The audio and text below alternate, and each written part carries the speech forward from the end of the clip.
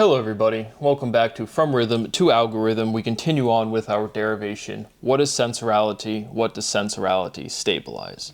So, just continuing on, ultimately looking to show the direct iteration of that syllability, those letters associated to those sounds, sensorality, directly iterated into our last logical renormalization. Sensorality is quintessentiality. What a logical renormalization is ultimately we're trying to show the linguistics, the letters directly iterating, but a logical renormalization is saying what is sensorality? It is conceptually completely what is represented by some other word.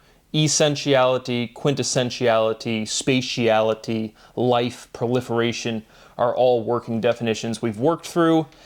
There could be more, but again, just moving on, giving you a little introduction. If you're on part 390 something, again, you have to do some catching up.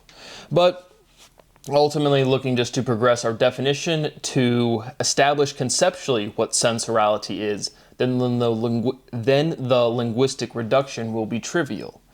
Language is literal. So we continue on. Sensorality is worthwhile. All right, we've done a bunch of this. Independent sounds. Sound is the base of our language. The tone E is 9 out of 26 letters that are represented by English. We've gone over some different functionality of those single sound words.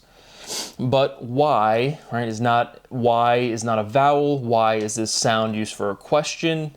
It has the letter Y as its only vowel. But pronunciation is the sound I. But why while? Sensorality is worthwhile. During is while. Sensorality is while. Sensorality is whiny. Orality whines. Moaning whines. Whining groans. All right, he was moaning and groaning. Again, pointing out the colloquial or the direct whining groans is a theorem, and that produces the conceptual logic where it pairs to moaning and groaning. Wanted to point out some things, like I said, that the actual direct logic could be immediately wrong.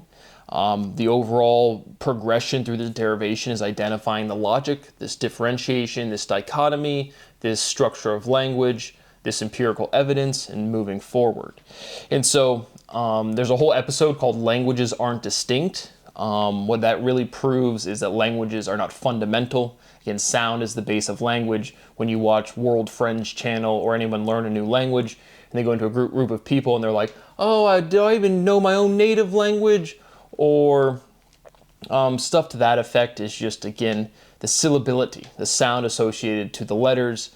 Loan words in any language is just this proof that languages are not fundamental, syllability is, right? You can break down all languages to syllables, and those are our fundamental units of a word.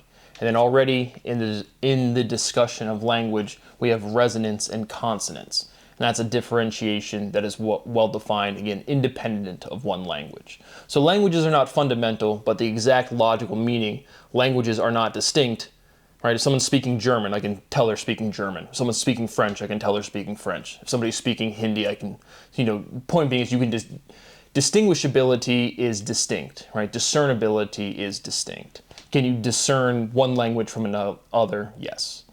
And so the direct logic of that, again, it's a whole title, but I'm not going to go back and change any titles of anything that's like something trivial like that. But again, in the last episode, I said languages aren't distinct, and I said languages aren't unique. Distinct is unique. I don't want to think anymore on the unique, like what other implications unique have. I just wanted to correct languages are distinct, but they're not fundamental. Are languages unique? I guess we might as well consider that as well. And what I'm thinking there is like if you take Nepalese versus Hindi, so you have some verbiage where it's like, what really makes Hindi or Nepalese different? It's like when you're getting into these language families or even dialects, it's like, is a dialect a different language really? And so to the uniqueness, just a consideration, really not the point. But language is reducible to syllability. A syllable is a thing.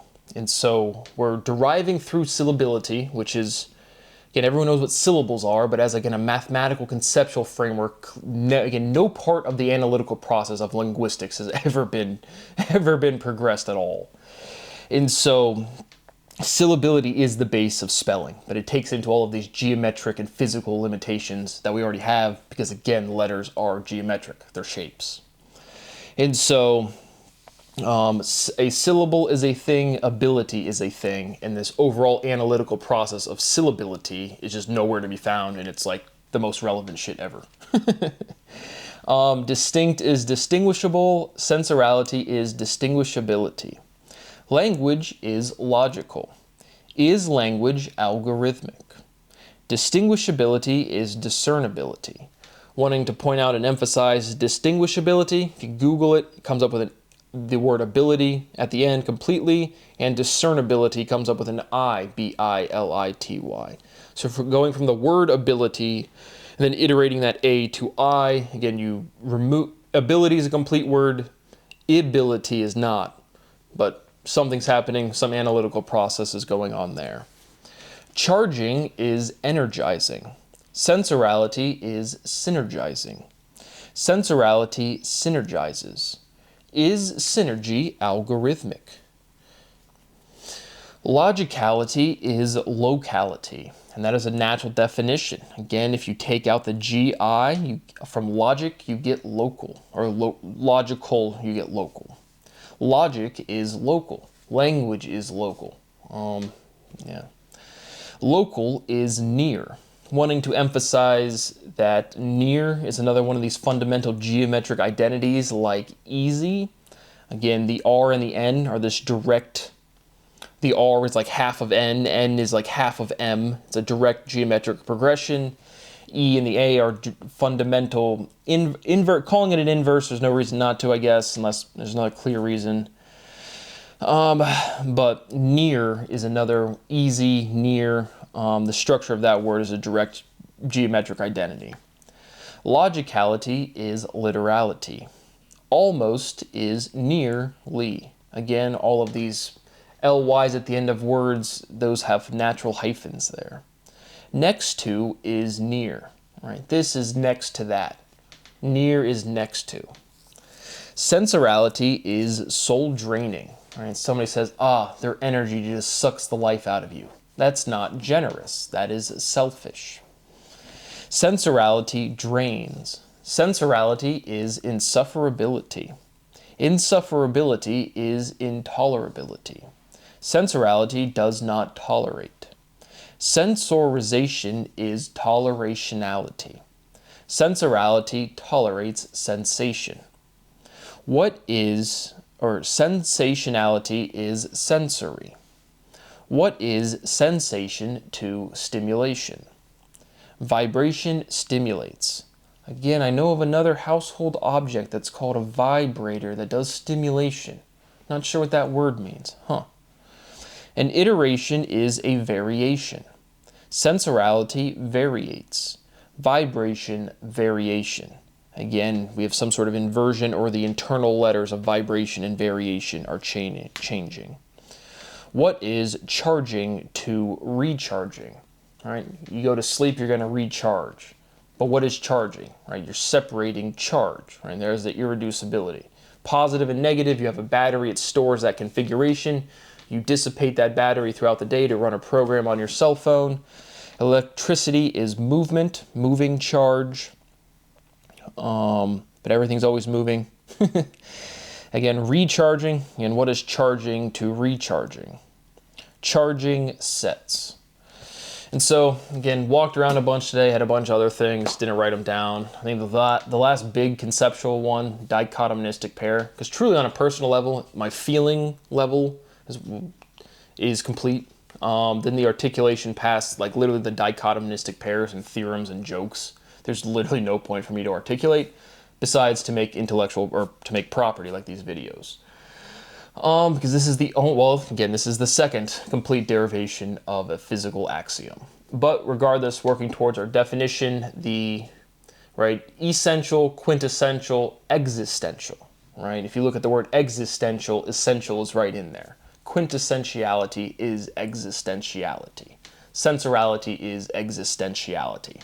For a quick finalizing logical renormalization.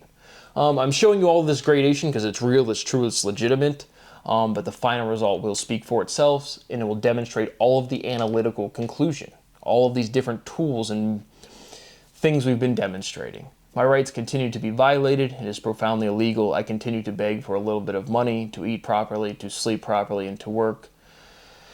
Yeah, that's all I got for today. I'm out. I've begged for years and years and no one cares.